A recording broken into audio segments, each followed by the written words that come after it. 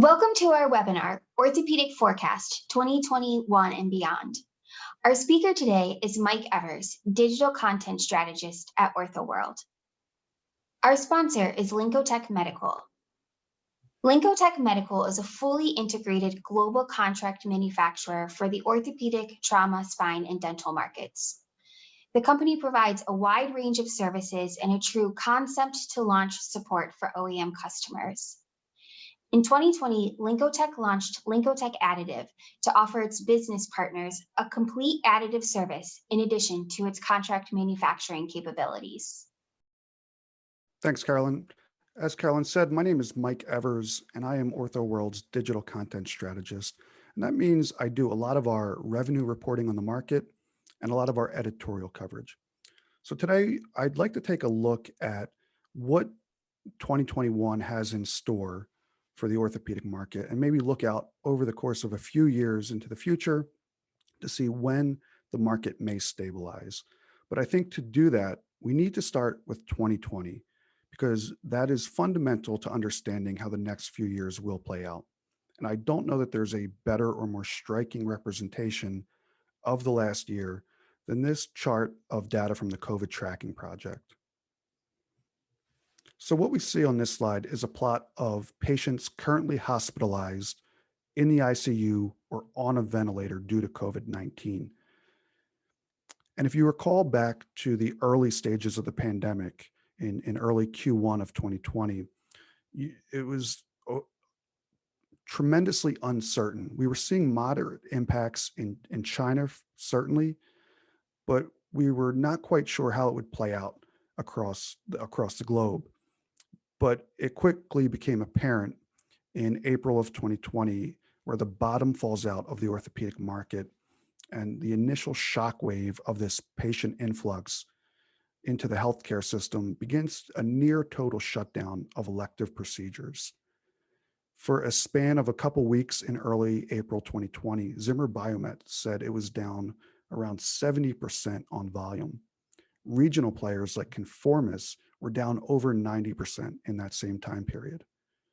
However, as we move into the third quarter and the healthcare system and industry kind of gets its legs under it, we see this backlog of deferred procedures beginning to be processed.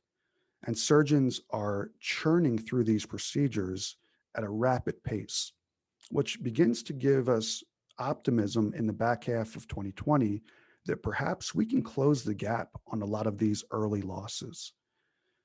However, all of that was always prefaced that this assumes no second wave.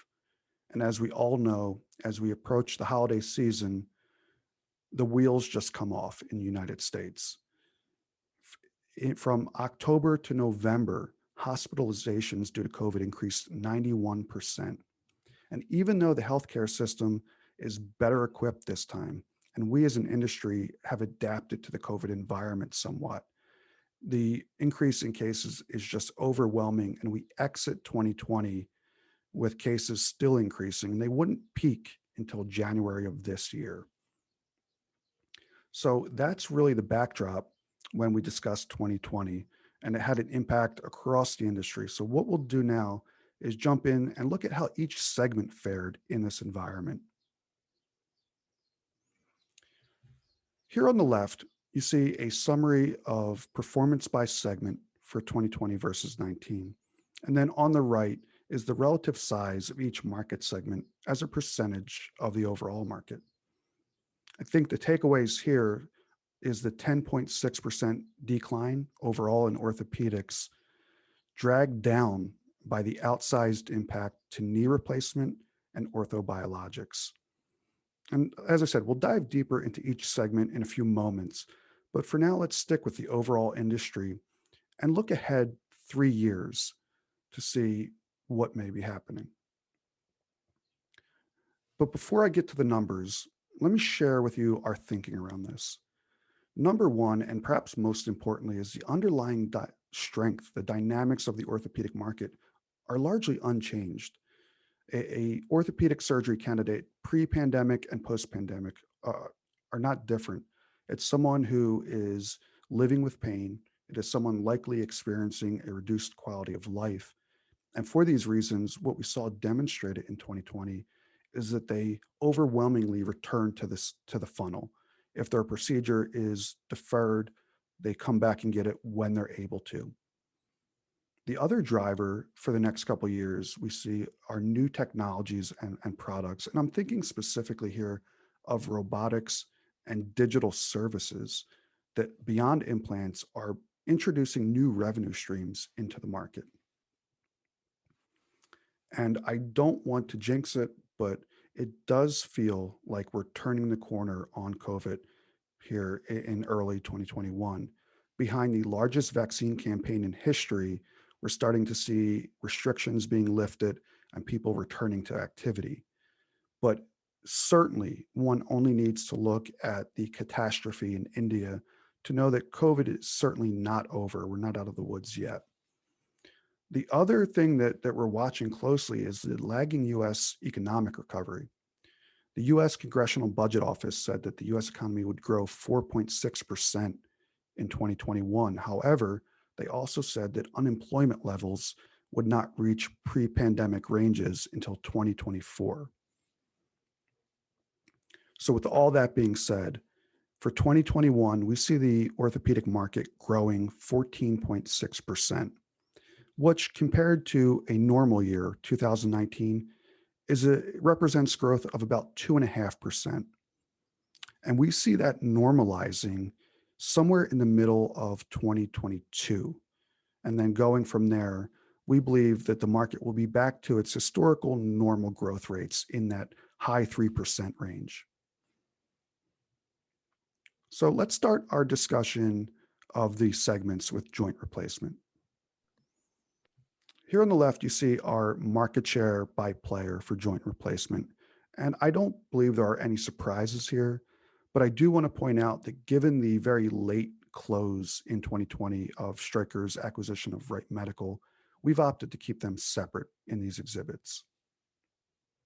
Overall, joint replacement declined 12.3% in 2020, and it was dragged down by a disproportionate impact on knee replacement, which declined 15.4% on its more elective nature.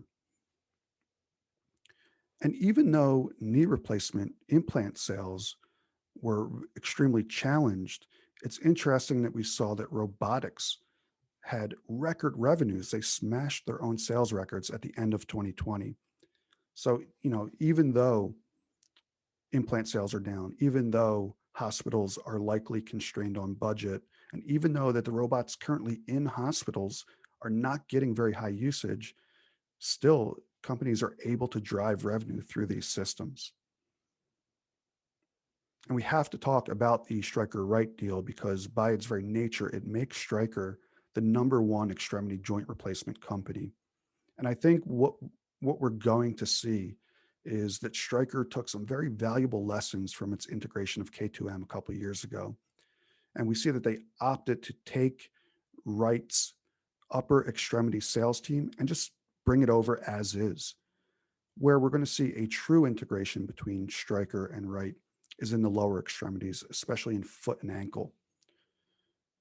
And the foot and ankle market is really interesting, not only for its really nice growth profile, but the fact that it is so fragmented across many companies that are small and innovative in that $20-25 million revenue range. And it makes them very attractive acquisition targets for larger companies. I think the best example we saw here was DJO in a very short period of time investing $250 million to field a fully realized foot and ankle business that they say is going to be generating over $100 million in annual revenue in the next few years. So let's talk about looking forward in joint replacement. Some of the drivers that we see for the upcoming growth in joint replacement are that they are preferred procedures. So when they build up in a backlog because of postponements, they represent very profitable procedures to the hospital. So we think they're going to be prioritized in any backlog scenario. The other thing, as I mentioned, is the role of robotics and other digital services to drive new revenue streams into the market. And even though it's early days on that front, we saw a measurable, meaningful impact in 2020 from those technologies. And we only expect that to grow in the next few years. And then finally, the other consideration for joint replacement in the next few years is ASCs. Now, the ASC setting didn't achieve this watershed moment during COVID that we thought they might. I don't think the capacity is there yet. But what we did see in 2020 are the largest companies kind of moving their pieces along the chessboard to be optimally positioned for when ASCs do reach that critical mass. And I think it's a unique enough selling environment that a large, diverse company can make some really good gains there. So, what does that mean for joint replacement this year? We think it's going to rebound strongly at 17.5%, which represents growth of about 3% compared to 2019. And then we see it stabilizing in 2022 and 2023, back at those normal high 3% ranges. As we move over to spine, again, I don't know that there are any surprises in the spine market share, but I do want to point out just how close Globus is to becoming a billion-dollar company. But for the segment as a whole, it declined 10.3% in 2020. Like joint replacement, we saw robust robotic sales to help offset some of those losses. And something that we saw reaffirmed in 2020 is that it pays to specialize in spine. Once again, pure play spine companies outperformed their diversified competitors. And I think I would look to Brian Hansen at Zimmer Biomet for a great summary of, in part, why Zimmer Biomet decided to spin off their spine business. He pointed to the lack of synergy in terms of development and contracting between spine and the other high growth areas of orthopedics. We also saw this interesting dynamic of Medtronic waking up and remembering that they're Medtronic, that they now have this renewed focus on market share and market share that they believe belongs to them. Because recently we've seen companies like Globus and Atex Spine taking chunks out of the spine market. So now this sleeping giant awaking is sort of the dynamic, but it didn't take long for Atex Spine to then call themselves spine's new giant killer.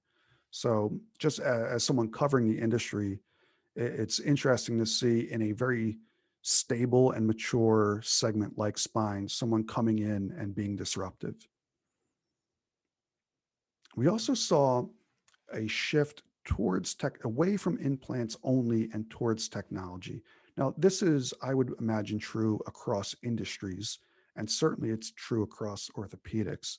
However, it really crystallized this year in 2020 in spine, where we had Medtronic say that they wanted to put the tech in medtech. We had Globus describing their cultural and developmental evolution away from implants and spine and into this single integrated entity. And then we had Surgalign go perhaps the farthest of anyone when they said, in the near future, implants will no longer be the currency of the orthopedic market. It'll be digital services. So when we think about how the spine market may grow over the next few years, like joint replacement, spine procedures represent a highly profitable procedure to a health system. And like joint replacement, we're seeing new technologies enter the market and drive meaningful revenue. So we believe those will be growth drivers for the market overall. But even also at the implant level, we're seeing innovation. Spine leads orthopedics in the adoption of additive manufacturing.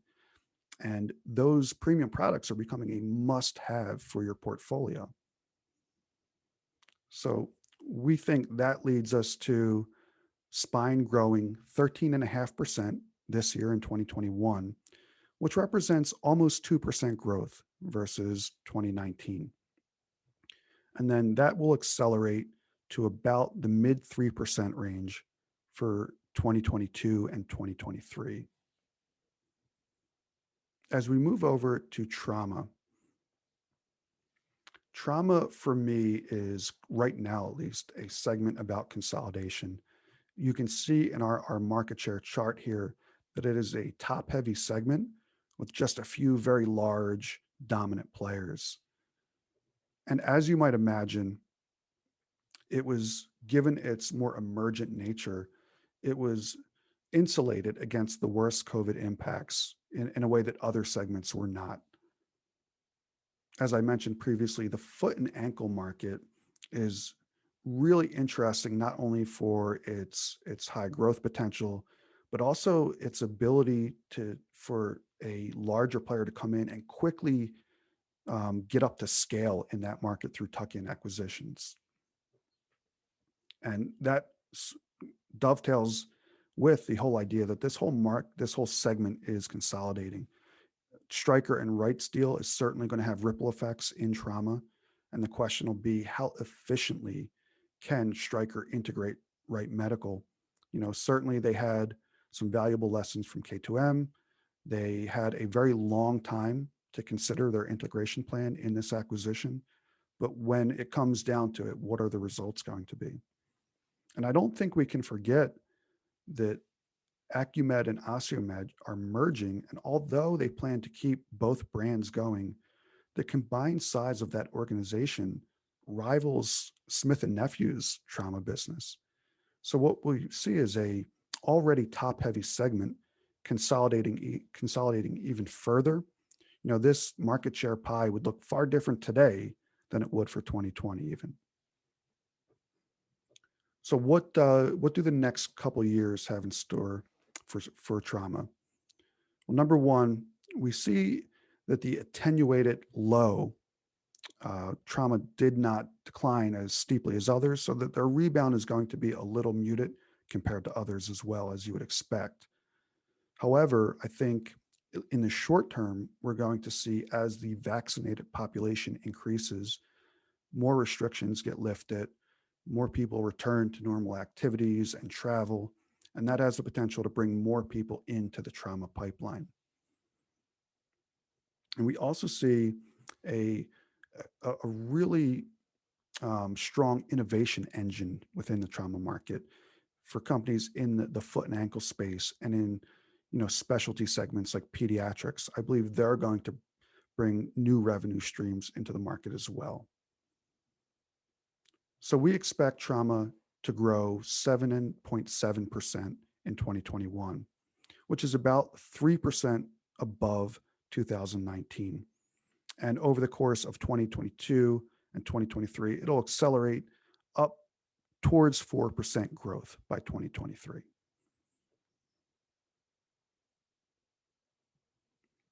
In sports medicine, yet another extremely top-heavy segment dominated by just a few players. What I thought was interesting here, as sports medicine declined 10.8% in 2020, I think a big part of that was the difficulty sports medicine had with capital sales. Unlike spine and unlike joint replacement, sports medicine capital sales were really challenged. Smith and Nephew's capital sales for sports med have not grown since 2016. ConMed, on the other hand, reported double-digit losses for their capital sales in 2020. And ConMed even said, look, we just shut it off for a while. It was not what our customers were thinking about. It's not what they wanted to hear from us at the time. So they just took a step back from selling. The other thing we heard from ConMed is this potential for a prolonged recovery in portions of the sports medicine market. And we'll jump back to that in a second, because I want to touch on this, the idea that there's this increased strategic focus from the largest players on sports medicine. Now, of course, Smith and Nephew and and Arthrex long dominated it, but I think companies like Stryker and Zimmer Biomet are looking at sports medicine in a new light. And I think they're going to increase their investment there as they realize that entry into the sports medicine market is a great lever to use in the ASC setting to get more of your portfolio in there. So as we think about the next few years in sports medicine, we see it increasing this year at 15.5%, which again is roughly 3% compared to 2019. And it'll accelerate over 2022 and 23 back towards that high 5%, near 6% range. And some of the reasons for that are, I think early on, in the short term at least, we're going to see that sports related knee repair takes longer to get back to where it was. It'll take longer in the recovery.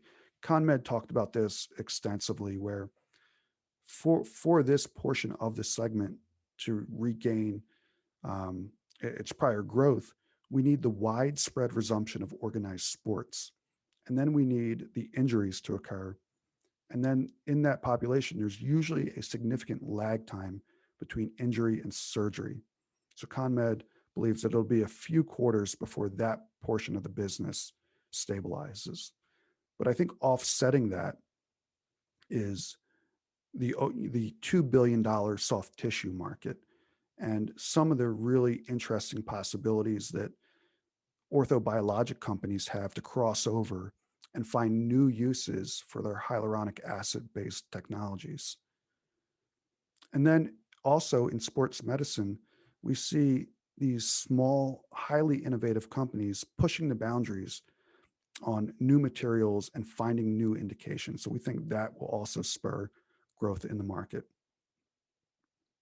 To wrap up our discussion of the segments, we'll turn to orthobiologics. And as you can see, a much more balanced segment compared to the others in orthopedics, with no one dominant player. But as a segment overall, some really challenging times in the pandemic for orthobiologics, as it decreased 14.3%. And I think one of the big drivers there is the sort of change in dynamic that we're seeing in viscosupplementation almost in real time as the industry moves away from multiple injection treatments to single injection treatments. We see single injection treatments growing in the mid to high single digits, while both 3 and 5 injection products are both declining. And in the case of 5 injection, declining steeply in the mid-teens. We also started to see this really interesting dynamic of companies finding this crossroads, if you will, at the intersection of OA pain management, regenerative therapies, and soft tissue augmentation. Essentially, the Anika Therapeutics playbook, where they found these mutually supporting and synergistic products that really spurred their transformation. And I think we're going to see more companies moving in that direction and try to replicate that success. And then more than any other orthopedic segment, I think orthobiologics is a highly collaborative market. Given the expense and required expertise to bring a biologic to market, we expect to see more licensing agreements, more distribution agreements, and more co-development agreements for products between companies. I think as we begin to look out over the next 3 years for orthobiologics, you'll see that we're a little more conservative in our forecast for this segment than we were our others. And that's because what we're seeing in early 2021, especially around viscosupplements, is some headwinds around price pressure. Office visits are down. And we believe, as in the second half of this year, as the backlog begins to be processed, we believe injections will be a lower priority item in that stack compared to surgery. But offsetting that is some high growth potential submarkets Like, you just look at Vericel's Macy product and the rapid growth and runway that has to grow. We think products in that realm are going to be really lucrative in the next few years. And we also look at bone graft substitutes. The usage of those products in orthopedic procedures is growing in the mid to high single digits, and some subsets of those products, for instance, stem cell based technologies, are growing in the mid teens. So we think that's going to drive a recovery in orthobiologics. In 2021, we see it growing 18.4%.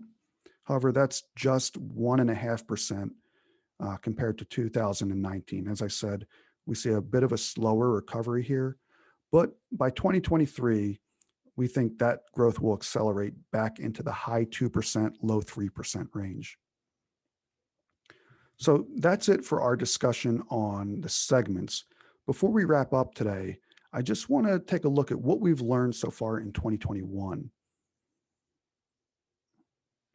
What we're seeing here is a plot of the entire orthopedic industry's growth rate by quarter.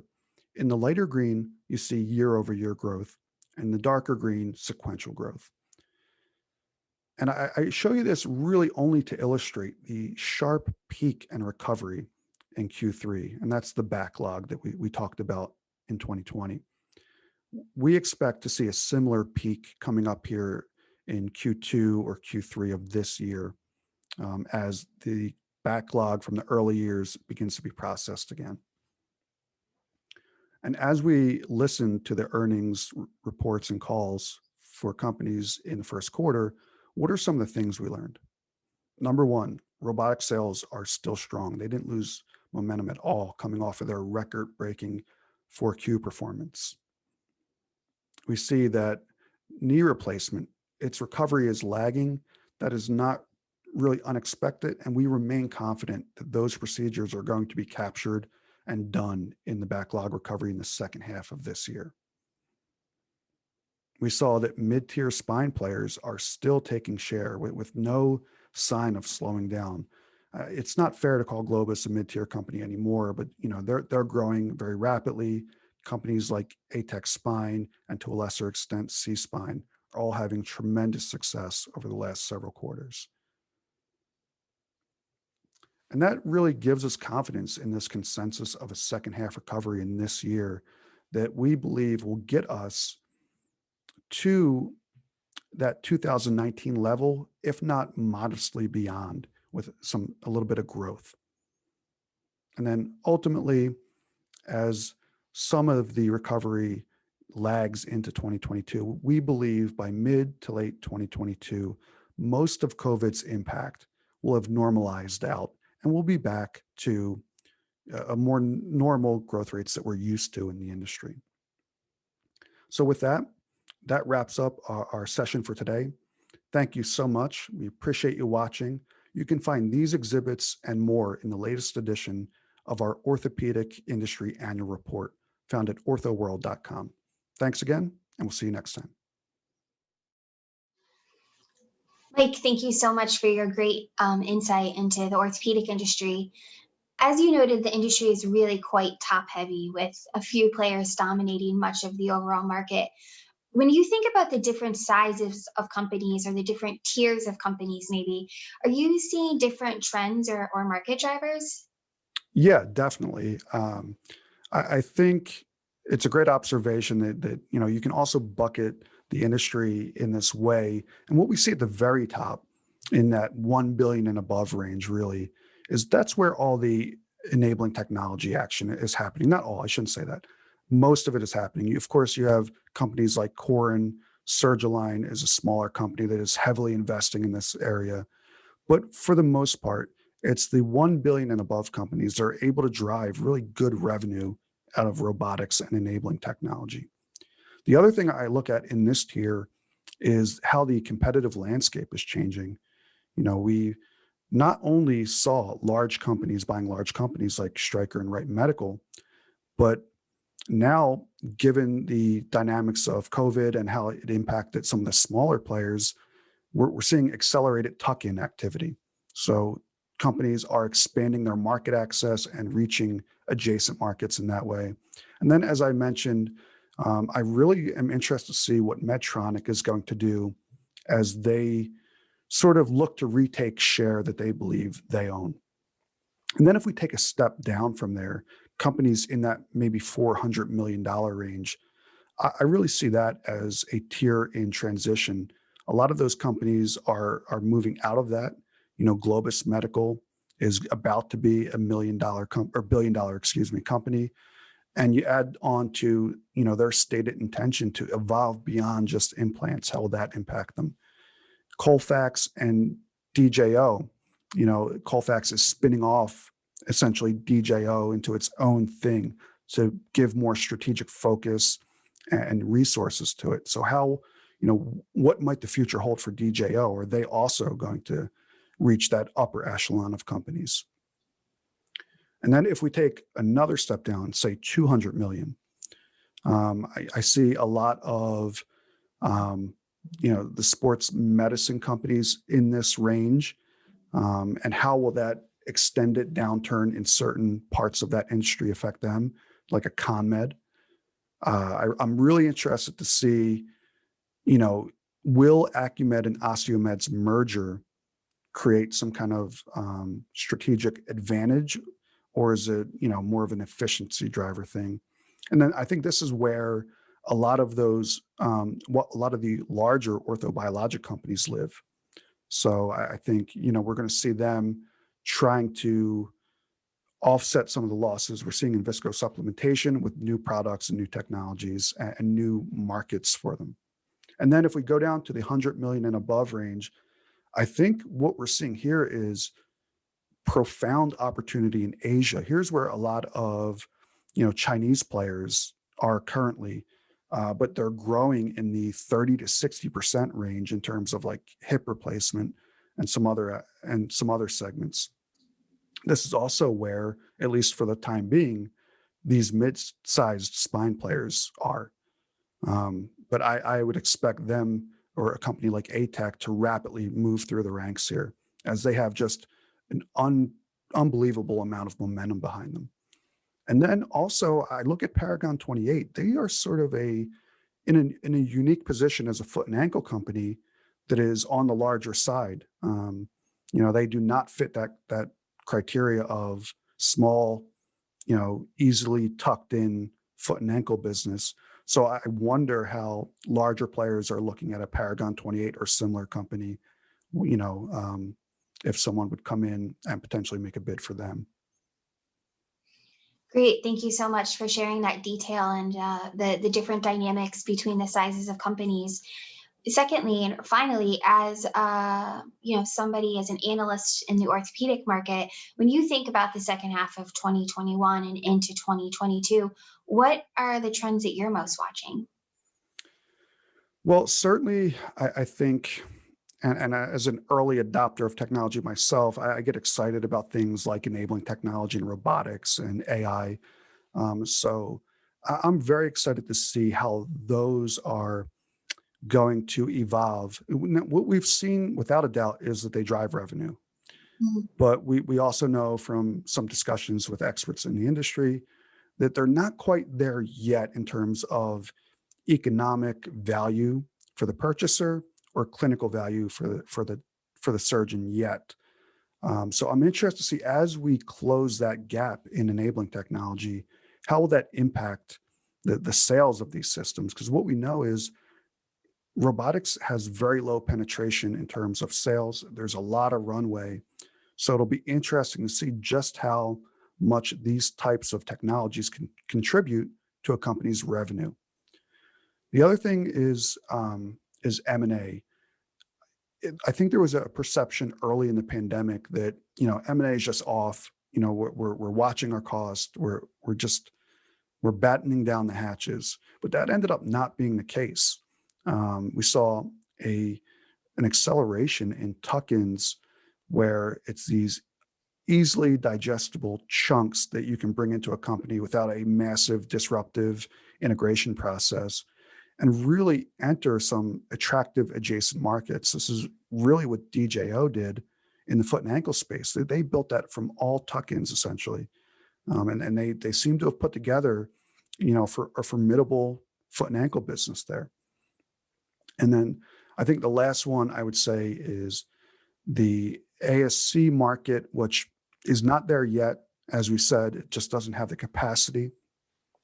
But it's undeniable that some of the largest companies are much more heavily focused on it now than they were a year or 2 years ago. And I would take that as a sign of impending, an inflection point in the ASC market. I think the largest players want to be positioned and prepared, and they see it as a way to leverage their entire broad portfolio. So I'm really looking to see how that competition between the largest players will develop in the ASC space. Great. Well, thank you. And thank you again for sharing your expertise with us today. Of course, my pleasure. Thank you to Mike, and thank you to those watching. You can learn more about our sponsor, Lincotech Medical, at lincotechmedical.com, and you can access more virtual education, including topics on robotics and topics on ASCs, at omtechexpo.com. Thank you so much.